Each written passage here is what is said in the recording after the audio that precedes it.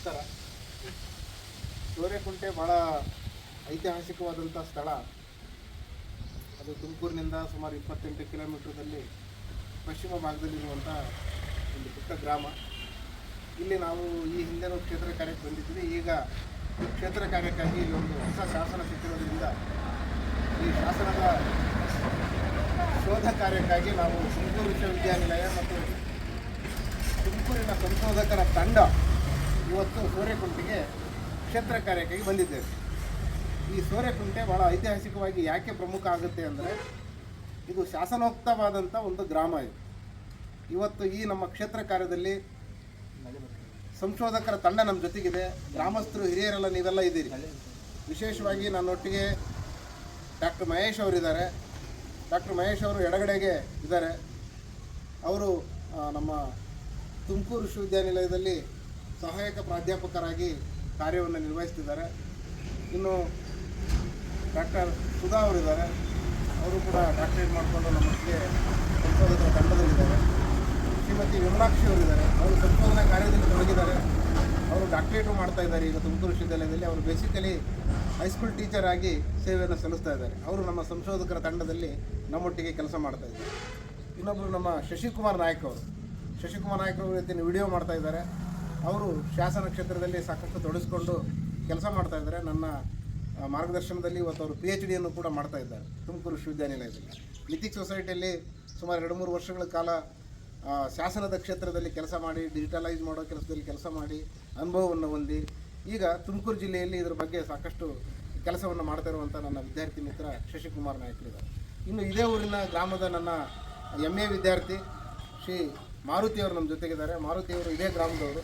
ನಮ್ಮಲ್ಲಿ post graduation ಮಾಡ್ತಾ ಇದ್ದಾರೆ. ಅವರು ತುಂಬ ಆಸಕ್ತಿ ಇದ್ದರಿಂದ ನಮ್ಮ ಊರಿನಲ್ಲಿ ಅಕ್ಷರಗಳಿದೆ, ಶಾಸನವನ್ನು ಓದಿಕೊಡಿ ಅಂತ ಆಸಕ್ತಿಯಿಂದ ಹೇಳಿದ್ರು, ಬಂದಿದ್ದೆ.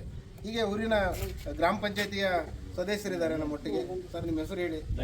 ದಯಾನಂದ್ ಅವರು. ಲಾಸ್ಟ್ ಟೈಮು ದಯಾನಂದ್ ಅವರು ನಮ್ಮ ಜೊತೆ ಸಿಕ್ಕಿದ್ರು. ಪಾಪ ಭಾಳ ಆಸಕ್ತಿ ಇದೆ. ದಯಾನಂದ್ ಅವರು ನಮ್ಮ ಜೊತೆಗಿದ್ದಾರೆ. ಅವರಿಗೂ ಕೂಡ ನಾವು ಸ್ವಾಗತವನ್ನು ಈ ಸಂದರ್ಭದಲ್ಲಿ ಹೇಳ್ತೇನೆ ಮತ್ತು ವಿಷಯವನ್ನು ತಿಳಿಸ್ಕೊಡ್ಲಿಕ್ಕೆ ಅನುಕೂಲ ಆಗುತ್ತೆ. ಇನ್ನು ಹಿರಿಯರೆಲ್ಲ ಇದ್ದಾರೆ, ಅನೇಕರು. ಈ ಗ್ರಾಮದ ಹಿರಿಯರ ತಾಯಂದಿರಿದ್ದಾರೆ, ಹಿರಿಯರೆಲ್ಲ ಇದ್ದಾರೆ. ಈ ದೇವಸ್ಥಾನದ ಮುಖ್ಯವಾಗಿ ಅರ್ಚನೆಯನ್ನು ಮಾಡುವ ಅರ್ಚಕರಿದ್ದಾರೆ. ಅವರು ತಮಿಳುನಾಡಿನ ಪ್ರದೇಶದಿಂದ ಈ ಕಡೆ ಬಂದು ಸಾಕಷ್ಟು ಇಲ್ಲಿ ತೊಡಗಿಸ್ಕೊಂಡು ಸಾಕಷ್ಟು ಕೆಲಸ ಮಾಡ್ತಾ ಇದ್ದಾರೆ. ಅವ್ರಿಗೆ ಆಸಕ್ತಿ ಇದೆ.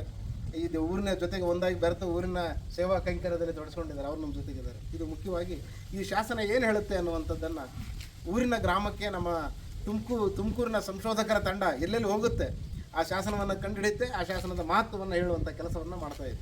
ಈ ಸಕ್ರಿಯ ಕಾರ್ಯದಲ್ಲಿ ತೊಡಗಿಸಿಕೊಂಡಿರುವ ಸಂಶೋಧಕರ ತಂಡದ ಫಲಶ್ರುತಿಯಾಗಿ ಇವತ್ತು ಸೋರೆಕುಂಟದ ಗ್ರಾಮದ ಶಾಸನದ ಶೋಧ ಆಗಿ ಪಾಠ ಈಗಾಗಲೇ ಓದಲ್ಪಟ್ಟು ಹೊರಗೆ ಬಂದಿದೆ. ಈ ಪಾಠ ಓದುವಿಕೆಯಲ್ಲಿ ಸಹಕಾರ ಮಾಡಿದಂಥ ಶಶಿಕುಮಾರ್ ನಾಯಕ್ ಮತ್ತು ಮಹೇಶ್ ಅವರು, ಸುಧಾ ಅವರು, ವಿಮಲಾಕ್ಷಿ ಅವರು, ಮಾರುತಿ ಅವರು ಎಲ್ಲರಿಗೂ ಕೂಡ ಮತ್ತು ನಮ್ಮ ಅರ್ಚಕರು ಎಲ್ಲರಿಗೂ ಕೂಡ ನಾನು ಕೃತಜ್ಞತೆಯನ್ನು ಸಲ್ಲಿಸೋ ಜೊತೆಗೆ ಪಾಠದ ಒಂದು ಓದುವಿಕೆಯನ್ನು ನಾನು ಆರಂಭ ಮಾಡ್ತೇನೆ. ದಯವಿಟ್ಟು ಭಾಳ ಸೂಕ್ಷ್ಮವಾಗಿ ಈ ಪಾಠವನ್ನು ಕೇಳಿಸ್ಕೊಳ್ಳಿ. ಈ ಪಾಠ, ಈ ಗ್ರಾಮ ಎಷ್ಟು ಹಳೆಯದನ್ನೋದನ್ನು ಈ ಶಾಸನ ತೋರಿಸಿಕೊಡುತ್ತದೆ. ಈ ಶಾಸನದ ಆಧಾರದಿಂದ ಸುಮಾರು 15ನೇ ಶತಮಾನದಲ್ಲಿ ಈ ಗ್ರಾಮ ಅಸ್ತಿತ್ವದಲ್ಲಿ ಇದ್ದಿರಬಹುದು ಅನ್ನುವಂಥದ್ದನ್ನು ಇಲ್ಲಿಯ ಕಾಲಗಣನೆಯನ್ನು ಇಟ್ಟುಕೊಂಡು ನಾವು ಯೋಚನೆ ಮಾಡಲಾಗಿದೆ. ಇದರಲ್ಲಿ ಒಟ್ಟು 8 ಸಾಲುಗಳು ಈ ಶಾಸನದಲ್ಲಿ ಬರೆಯಲ್ಪಟ್ಟಿವೆ. 1, 2, 3, 4, 5, 6, 7, 8 ಈ 8 ಸಾಲುಗಳ ಶಾಸನ. ಈ 8 ಸಾಲುಗಳ ಶಾಸನದಲ್ಲಿ ಮುಖ್ಯವಾಗಿ ಸೂರ್ಯಚಂದ್ರನ ಸಾಮಾನ್ಯವಾಗಿ ಶಾಸನದ ಮೇಲ್ಭಾಗದಲ್ಲಿ ಕೆತ್ತುವಂಥದ್ದು ಎಲ್ಲ ಕಡೆಗೆ ಒಂದು ವಾಡಿಕೆ ಇದೆ. ಆದರೆ ಇಲ್ಲಿ ಶಿಲ್ಪಿ ಏನು ಮಾಡಿದ್ದಾನೆ, ಇದು ಬಿಳಿ ಕಣಶಿಲೆ. ಇದರಲ್ಲಿ ಶಿಲ್ಪ ತೆಗೆಯೋದು ಭಾರಿ ಕಷ್ಟದ ಕೆಲಸ ಶಿಲ್ಪಿಗೆ. ಅವನೇನು ಮಾಡ್ದ, ಇಲ್ಲಿ ಖಾಲಿ ಜಾಗ ನೋಡಿಬಿಟ್ಟು ಇಲ್ಲೆಲ್ಲಿ ಜಾಗ ಇಲ್ಲದೆ ಇರೋದ್ರಿಂದ ಈ ಶಿಲೆಯಲ್ಲಿ ಇಲ್ಲೇನೆ ಸೂರ್ಯಚಂದ್ರನ ಕೆತ್ತಿದ್ದಾನೆ. ಸೂರ್ಯಚಂದ್ರನ ಯಾಕೆ ಕೆತ್ತಾರೆ ಅಂದರೆ, ಸೂರ್ಯಚಂದ್ರ ಇರೋವರೆಗೂ ಅಜರಾಮರವಾಗಿ ಈ ಶಾಸನ ಉಳಿಬೇಕು, ಇದು ಒಂದು ಒಳ್ಳೆಯ ಕಾರ್ಯಕ್ಕೋಸ್ಕರ ಹಾಕಿಸಿರುವಂಥ ಶಾಸನ ಅನ್ನುವಂಥದ್ದು ಭಾಳ ಬಲವಾದಂಥ ನಂಬಿಕೆ ನಮ್ಮ ಸಮಾಜದಲ್ಲಿದೆ. ಹಾಗಾಗಿ ಈ ಸೂರ್ಯಚಂದ್ರರ ಶಿಲ್ಪವನ್ನು ಇಲ್ಲಿ ಕಡೆಯಲಾಗಿದೆ. ಸೂರ್ಯಚಂದ್ರರು ಶಾಶ್ವತ, ನಾವ್ಯಾರು ಶಾಶ್ವತ ಅಲ್ಲ ಇಲ್ಲಿ. ಸೊ ಹಾಗಾಗಿ ಅದನ್ನು ಕೆತ್ತಲಾಗಿದೆ. ಇಲ್ಲಿ ಮುಖ್ಯವಾಗಿ ಏನು ಹೇಳುತ್ತೆ, ಈ ಸಾಲಿನಲ್ಲಿ ಆರಂಭದಲ್ಲಿ ಸ್ವಲ್ಪ ಅಕ್ಷರಗಳು ಸವಿದಾವೆ. ಅದನ್ನು ನಾವು ಹೊಂದಿಸಿ ಸ್ವಲ್ಪ ಓದೋ ಪ್ರಯತ್ನವನ್ನು ಮಾಡಿದೆ. ಈ ಭಾಗದಲ್ಲಿ ಮಿಕ್ಕಿದ ಅಕ್ಷರಗಳೆಲ್ಲ ಸ್ಪಷ್ಟವಾಗಿ ಕಾಣಿಸ್ತವೆ. ಮೇಲಿನ ಸಾಲಿನಲ್ಲಿ ಶ್ರೀ ಮತ್ತು ಮಳೆಯ ನಾಯಕ ಅಥವಾ ಮಲೆಯ ನಾಯಕರ ಅನ್ನುವಂಥ ಅಕ್ಷರವನ್ನು ಮೊದಲನೇ ಸಾಲಿನಲ್ಲಿ ನಾವು ರೀಡ್ ಮಾಡಿದ್ದೇವೆ. ಮೊದಲನೇ ಸಾಲಿನಲ್ಲಿ. ಎರಡನೇ ಸಾಲಿಗೆ ಹೋದಾಗ ಶಿಷ್ಯ ಅಂತ ಬರುತ್ತೆ. ಇಲ್ಲಿ ಶ್ರೀ ಅಕ್ಷರ ಹೋದರೆ ಶಾಖೆ ಯಾವತ್ತನ್ನು ಕೊಟ್ಟು ಶಿಷ್ಯ ಬೊಮ್ಮನಾವರಿಗೆ ಕೊಟ್ಟ ಕೊಡುಗೆ, ಬೊಮ್ಮನಾವರಿಗೆ ಕೊಟ್ಟ ಕೊಡುಗೆ ಅಂತೇಳಿ ಭಾಳ ಸ್ಪಷ್ಟವಾಗಿದೆ ನೋಡಿ. ಕೊಡುಗೆ ಇಲ್ಲ ಕೊಟ್ಟ ಅಂತ ಭಾಳ ಸ್ಪಷ್ಟ ಕೊಡುಗೆ ಹೋಗಿದೆ ಅಕ್ಷರ ಮುಂದೆ ಕೊಟ್ಟ ಕೊಡುಗೆ ಅನ್ನೋದ್ರ ಬಗ್ಗೆ 2ನೇ ಸಾಲಲ್ಲಿ ಇದರ ಉಲ್ಲೇಖ ಬರುತ್ತೆ. 3ನೇ ಸಾಲಲ್ಲಿ ಇದನ್ನು ಮೇ ಅಂತ ನಾವು ಓದಿದ್ದೇವೆ. ಇಡೀ ಕರ್ನಾಟಕದ ಶಾಸನ ತಜ್ಞರು ಇದನ್ನು ನೋಡ್ತಿರ್ತಾರೆ. ಹಾಗಾಗಿ ಇದನ್ನು ಅಕ್ಷರಗಳನ್ನು ಕೂಡ ನಾವು ಎಲ್ಲರೂ ಹುಡುಕ್ಬೋದು. ಇದನ್ನು ನಾವು ಬೇರೆ ಬೇರೆ ಇದರಲ್ಲಿ ಅಪ್ಲೋಡ್ ಮಾಡೋದ್ರಿಂದ ಅವರು ಓದ್ತಾರೆ. ಇಲ್ಲಿ ಮೇ ಅಂತ ಓದ್ತೀವಿ. ಮೇ ನಾಯಕನವರ ಮಕ್ಕಳ ಅಂತ ಮಾಡಿ ನಾವು ತಳವಾರ್ತಿ ಅಂತ ಈ ಶಕಟ್ರೆ ಪರ ಭಾಳ ಸ್ಪಷ್ಟವಾಗಿ ಕಾಣಿಸ್ತದೆ. ಇಲ್ಲಿ ತಳವಾರ್ತಿ ಅಂತ ಹೇಳಿ ಇದನ್ನು ಈ ಸಾಲನ್ನು 3ನೇ ಸಾಲನ್ನು ಓದಿ ನಾವು ಇಲ್ಲಿಗೆ ಮುಗಿಸ್ತೇವೆ. ಇದು ಮುಂದೆ 4ನೇ ಸಾಲಲ್ಲಿ ಬಂದಾಗ ಭಾಳ ಸ್ಪಷ್ಟವಾಗಿ ನೋಡಿ ನಾಂಗಳು ಅಂತ ಓದ್ತೀವಿ. ನಾಂಗಳು ಅಂತ ಓದಿ ಮುಂದಿಂದು ಚೋ ಅಂತ ಓದ್ಬೋದಾ ಬೋ ಅಂತ ಓದ್ಬೋದಾ ಅನ್ನುವಂಥದ್ದು ಒಂದಿಷ್ಟು ಚರ್ಚೆ ನಡೆದಿದೆ. ಇದನ್ನು ಬೋಮನ್ 0 ಬೋಮ್ಮ ಬೋ ಅಂತ ಓದಿ ಇದಕ್ಕೆ ಸೂರ್ಯಚಂದ್ರಗಳಿಂದ ಇಲ್ಲಿ ಅಕ್ಷರ ಹೋಗಿದೆ ಅಂತ ಕಡೆಗೆ ಹೋಗಲಿಲ್ಲ. ಇದು ಉಪ್ಪುಶಿಲ ಆದ್ದರಿಂದ ನೋಡಿ ಕಾಣಿಸ್ತದೆ. ಹಾಗಾಗಿ ಶಿಲ್ಪಿ ಇಲ್ಲಿ ಅಕ್ಷರ ಕಡೆಗೆ ಹೋಗಲಿಲ್ಲ. ಅದ್ರ ಮುಂದೆ ಬಂದು ಡಿಗೆ ಅಂತ ಮಾಡಿಬಿಟ್ಟು ಅಷ್ಟೇ. ಕೊಡುಗೆ ಯಾರಿಗಿರ್ಬೋದು?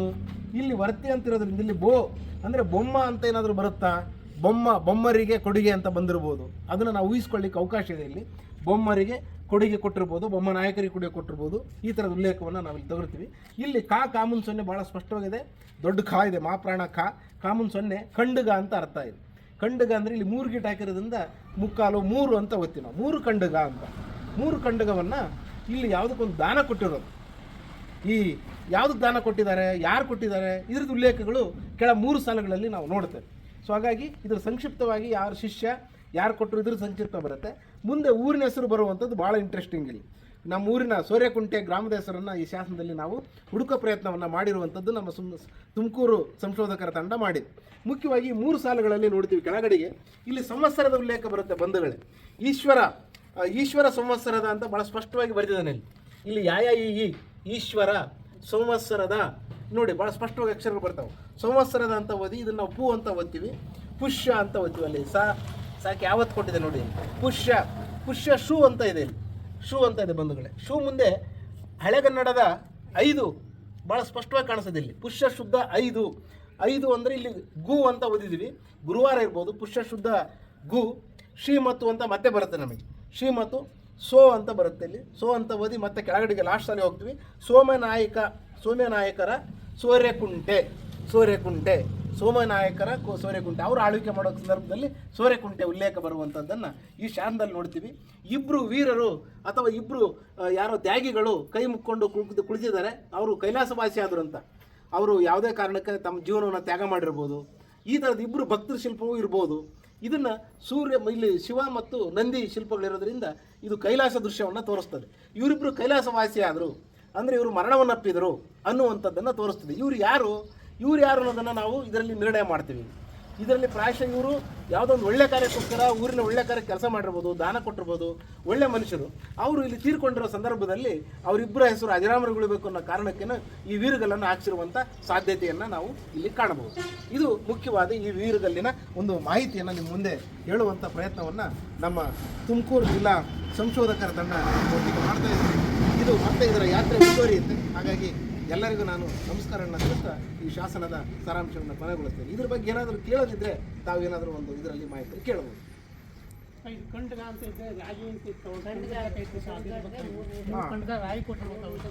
ಇರ್ಬೋದು. ಇಲ್ಲಿ ಖಂಡಗ ಅಂತ ಅಷ್ಟೇ ಕೊಟ್ಟಿರೋದು.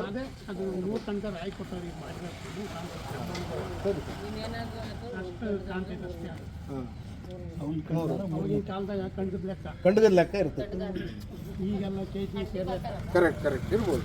ಖಂಡಗ ಇರ್ಬೋದು. ಇಲ್ಲೇ ಏನೋ ರಾಗಿ ಅಂತ ಬರೋದಿಲ್ಲ. ಅದರಿಂದ ನೀವು ಯೋಚನೆ ಮಾಡ್ಬೋದು.